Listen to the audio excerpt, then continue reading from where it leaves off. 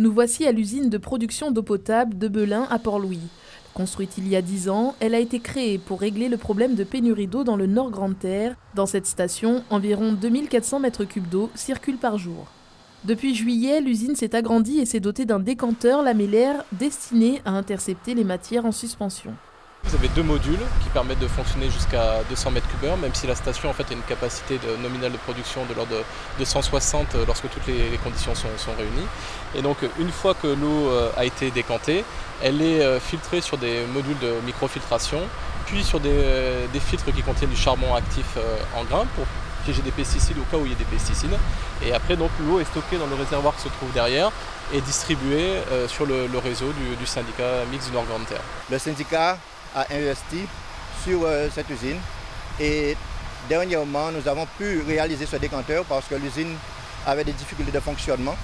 Donc on a réalisé ce décanteur et ce décanteur permet d'avoir une production beaucoup plus régulière sur l'année.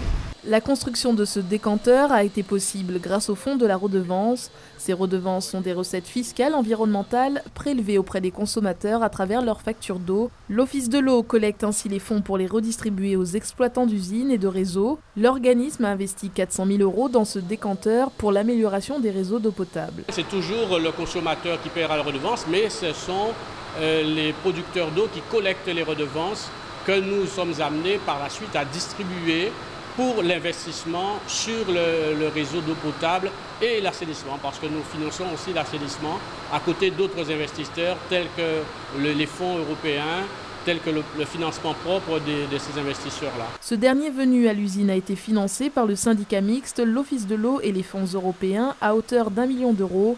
L'organisme va également accompagner les producteurs d'eau sur la résorption de canalisations vétustes, un problème courant en Guadeloupe qui empêche la distribution d'eau dans certaines communes.